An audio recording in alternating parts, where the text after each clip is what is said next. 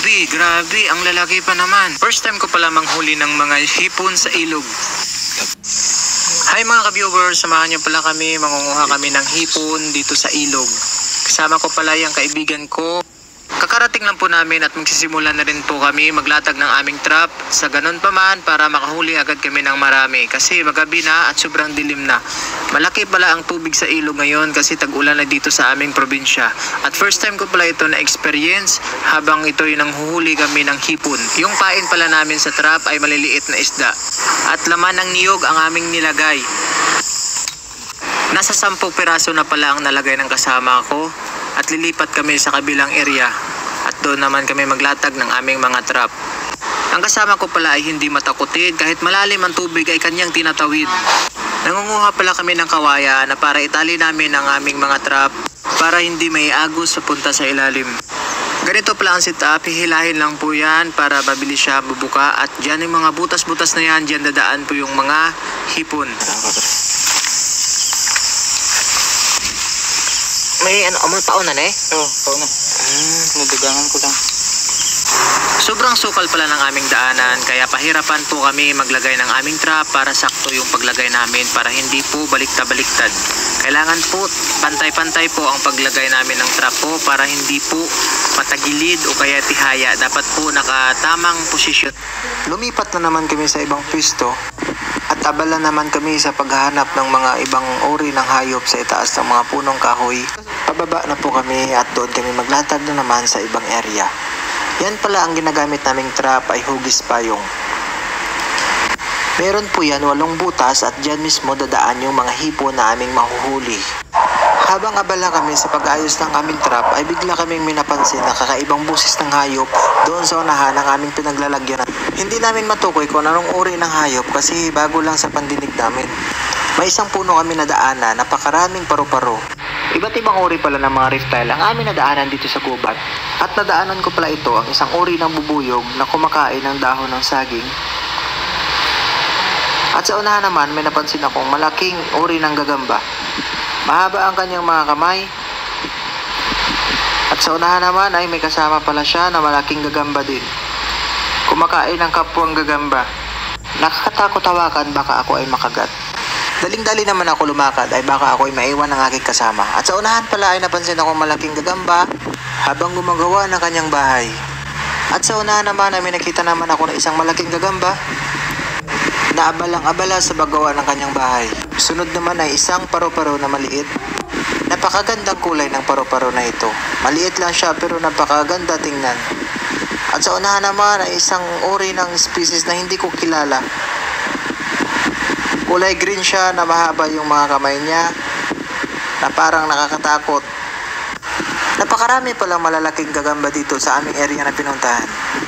Iba't ibang uri ng mga gagamba ang aming nakikita habang kami ay naglalatag ng aming trap. Kasi nakasalubong na namin ito sa daan at aming binibidyohan para ipakita ko sa inyo kung gaano kaganda yung mga uri ng mga gagamba dito sa aming area. Ito naman ay ibang uri ng species ng gagamba, hugis mahaba. At ito naman ay isang uri ng mga gagamba na ito ay makamandag na gagamba. Sa unahan naman ay may isang gagamba napakalaki. Kakasimulan niya lang gumawa ng kanyang bahay. At balak pa sana kukunin ng aking kasama at sinabihan ko na wag mo nang kunin kasi katulad din niya natin naghahanap din niya na makakain nila. Itong uri ng gagamba ay nakakatakot kasi itsura niya pala nakakatakot na. At ito naman ay isang uri ng insekto na hindi mapakali sa kanyang sarili. At ito naman ay isang uri ng brown tipaclogs. Napakaraming insekto na lumalabas lalo na paggabi. Ang mga hayop na ito ay sa gabi lang makikita kasi naghahanap sila ng pagkain kasi maraming mga maliliit na insekto ang lumalabas sa gabi. By the way guys, baguhan lang pala ako sa paggagawa ng voiceover. Kayo na po bahala at kayo na pong humusga kung tama po yung mga sinasabi ko. Paki-comment down below na lang po at para magkapag-reply din ako sa mga comment nyo. 8 PM na pala ng gabi ay maraming gagamba ang aming na-encounter. At sa unahan naman ay may nakikita ang aking kasama na napakalaking gagamba. Instead na hipon ng amin huntingin ay iba ng amin nahahunting. Kagagamba ang kasama ko ay nabighani sa kanyang laki. Makalipas ng 3 oras ay binalikan na po namin ang aming trap at tingnan kung makarami kaming huli. Sobrang kapal pala ng putik na dumikit sa akin chinilas, kaya't kiniskis ko ito sa bato para mabawasan ang bigat sa aking paglalakad. At ito na pala yung mga trap na nilagay namin after 3 hours. At amin na po tiningnan kung meron na pong huli. Kasama ko pala yung mag-aangat ng trap at ako po ay nagbibideo. Habang naangat niya na ang kanyang trap, ay meron na po kaming huli. Kasama ko pala ang nagkukulikta ng mga hipon dahil ako ay takot makagat. Napakasakit ito mga gat kasi mahaba ang kanyang mga kaway. Ito ng kamay. Nakita niyo yan, parang hugis gunting. Ayan, meron kaming nakuha, malalaki. At ang sobrang taba. Gapulay ang mata. Pakasarap ito. Ano na, Cole? Cole, ginakaon mo na? Ha? Ito to. Sa unang trap pa lang ay meron na po kaming nahuli. At nilagay po namin sa fish net para hindi makawala. Ayan, 2 piraso at napakataba. Ito pala ay makapakaraming itlog at amin po ito pinalaya kasi sayang naman at ito po ay dadami pa. Nogon?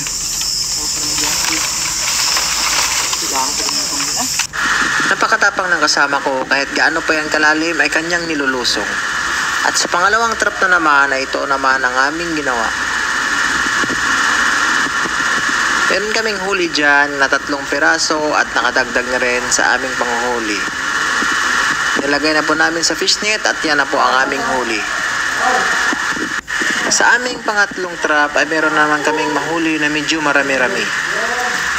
Inangat ng aking kasama at meron kaming nahuli na pakalaking kamay.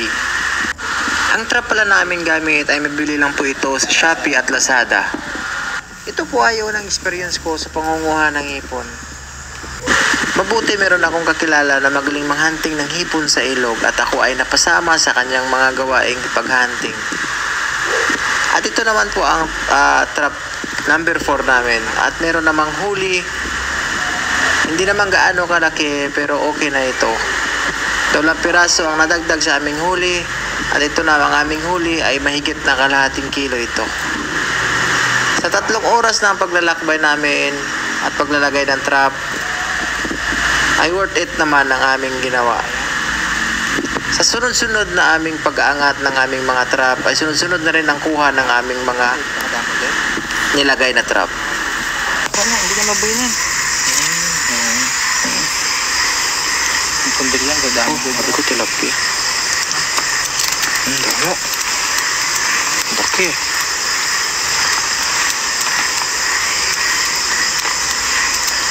Alas 11 na ng gabi, parami ng aming nahuli ng mga ipon. Ang lugar po pala na aming pinuntahan ay malayo po ito sa city. Sunod-sunod na ang aming mga kuha at parami na rin ang aming nahuhuli. Sa oras na ito ay kami pauwi na at marami na rin ang aming nakuha. May dala pala kaming single na para service namin. At dinala ko na sa bahay ang aming huli at ito na ang aming huli. Mahigit 1 kilo ang aming huli. Ayan ay lulutuin ko na. Lalagyan ko lang ng asin at para sila ay mamatay ng madali. Dito na pala nagtatapos ang aking video. Please don't forget to follow, share, like, and comment. Maraming salamat.